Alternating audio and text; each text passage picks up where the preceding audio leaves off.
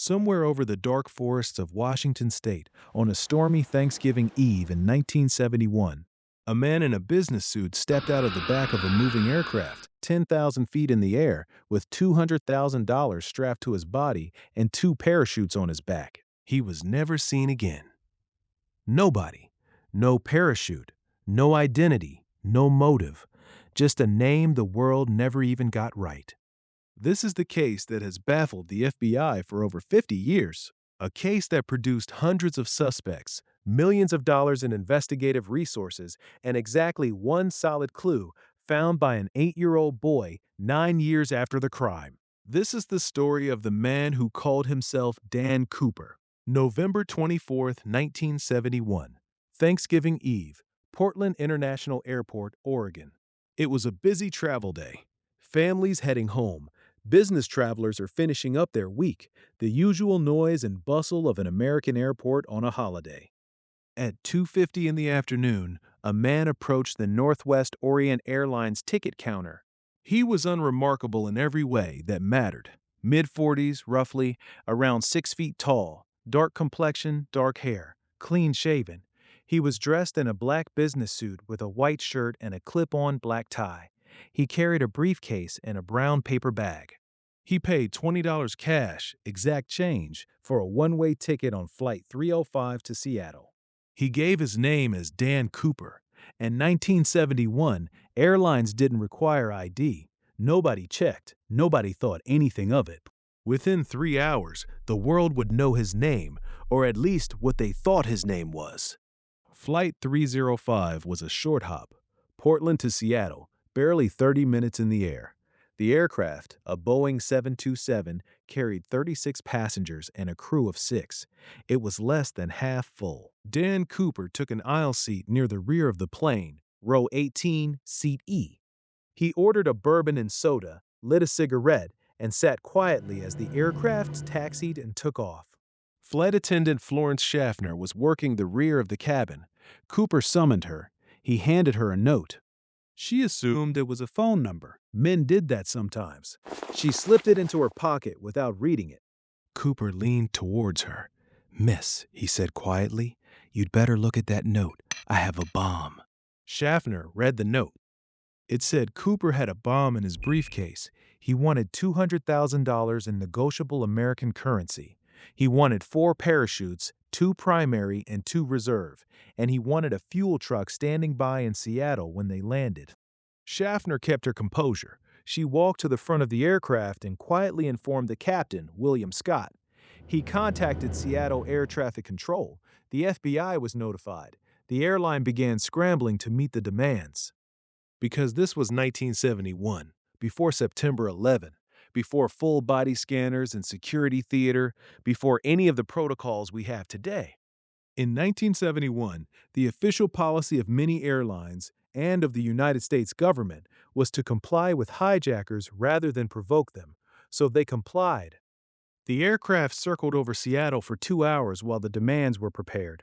Passengers were told there was a mechanical issue with the landing gear. On the ground, FBI agents scrambled to photograph each of the 10,000 $20 bills being pulled from Seattle First National Bank. Every serial number was recorded on microfilm. The money was bundled into a bag. 4 parachutes were sourced from a local skydiving school, though one of them, investigators would later discover, had been sewn shut and was used for instruction only. It's unclear whether this was an accident or a deliberate attempt by authorities to sabotage Cooper's plan. If it was deliberate, it didn't work. At 5:24 p.m., Flight 305 landed at Seattle-Tacoma International Airport. Cooper allowed all 36 passengers and 2 flight attendants to disembark in exchange for the money and the parachutes. He kept Captain Scott, First Officer Robert Radichak, Flight Engineer Harold Anderson, and 1 flight attendant, Tina Mucklow, on board. He examined the money briefly. He appeared satisfied. He told the crew to take off. His instructions: fly to Mexico City, keep the landing gear down, keep the altitude below 10,000 feet, keep the airspeed as slow as the aircraft could manage, around 150 knots, and keep the cabin unpressurized. The crew pushed back. Flying that slowly, that low, with gear down, would burn through fuel. they'd never make Mexico. Cooper agreed to a fuel stop in Reno, Nevada. At 7:36 p.m., Flight 305 took off from Seattle into the dark, rainy night, heading south. Below them, the thick forests of Washington state slipped by in total darkness. Somewhere around 8 p.m., flight attendant Tina Mucklow, who had stayed on board at Cooper's request, noticed something happening at the back of the plane. Cooper had tied the money bag around his waist using a cord cut from one of the parachutes. He had strapped on one of the primary parachutes. He was standing at the rear of the aircraft, near the aft air stair, a set of steps that fold down from the tail of a 727, a design feature unique to that model, a feature Cooper almost certainly knew about. He told Mucklow to go to the cockpit and stay there. At approximately 8:13 p.m., the crew noticed a change in air pressure. The aft stairs had been lowered. Captain Scott's instruments showed the tail section had tilted slightly upward, the effect of a weight leaving the aircraft. D.B. Cooper had jumped. The crew continued to Reno as planned. When they landed, FBI agents swarmed the aircraft. They found 2 of the 4 parachutes still on board. They found Cooper's black clip-on tie on the seat, his cigarette butts, a few unidentified partial fingerprints, and nothing else. No Cooper. No trace of where he had gone. The greatest manhunt in Pacific Northwest history had just begun. The FBI launched what it called NORJAC, Northwest Hijacking. It became one of the most resource-intensive investigations in the Bureau's history. The problem was enormous. Cooper had jumped somewhere over a vast stretch of wilderness in southern Washington state, a region of dense old-growth forest, mountain rivers, ravines, and almost total darkness at night in a thunderstorm. Even narrowing his landing zone to a roughly 25-mile corridor, the terrain was virtually impenetrable. Hundreds of agents, military personnel, civil search teams, ground searches, aerial searches, river searches. They found nothing. Not a body, not a parachute, not a single dollar bill. The first years of NORJAC produced more than 800 suspects. The FBI interviewed hundreds of people, tracked leads across the country, into Canada, and into Europe. By the 5th anniversary of the hijacking, they had eliminated all but 24 suspects from serious consideration. None of them led anywhere definitive. The case went cold, but it never truly closed.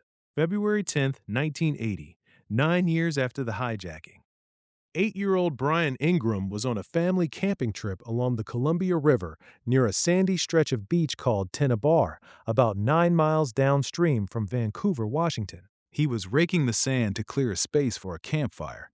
His rake snagged something. 3 bundles of rotting, decayed $20 bills, still held together by rubber bands. His father had a hunch. He brought them to the FBI. The serial numbers matched, every single one. These were Cooper's bills, $5,800 of the original $200,000. But the discovery created more questions than it answered. Tennabar was not on the FBI's calculated flight path. For the bills to have ended up there, they would have had to travel upstream, which made no hydrological sense. One investigator theorized the money had been stored in a bag near a smaller stream, and the bag had gradually degraded over the years, slowly releasing the bills into the waterway. But here's the strangest part. The rubber bands were still intact. After 9 years in a Pacific Northwest river, that should have been impossible. To this day, nobody can convincingly explain how Cooper's money ended up at Tennabar, or why only $5,800 ever surfaced, while the remaining $194,200, worth well over $1.4 million in today's money, has never been seen again. The identity of D.B. Cooper, and even the name, is itself a mystery built on a misunderstanding.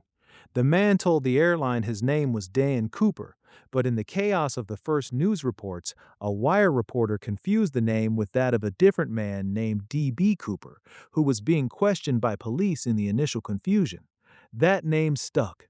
The real Dan Cooper, if that was even his real name, which it almost certainly wasn't, has been called D.B. Cooper ever since. Over 50 years, the FBI considered over 1,000 suspects. A handful stand out.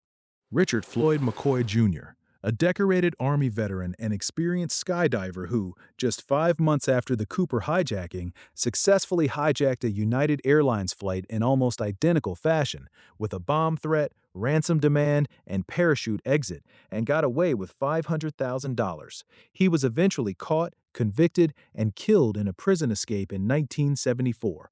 Many investigators believe McCoy and Cooper were the same man. The FBI officially ruled him out, citing witness descriptions, but McCoy's supporters dispute this. Robert Rackstraw, a former paratrooper with a criminal record including grand theft, bad checks, and a possible murder.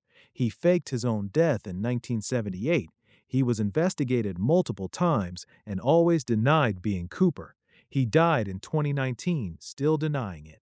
In 2016, a private investigative team claimed to have found hidden coded messages in Cooper's ransom note that pointed to Rackstraw. The FBI remained unconvinced. L.D. Cooper. In 2011, a woman named Marla Cooper came forward, claiming her uncle, L.D. Cooper, had confessed to being D.B. Cooper on his deathbed. She produced a guitar strap she claimed he had used to carry the ransom bag.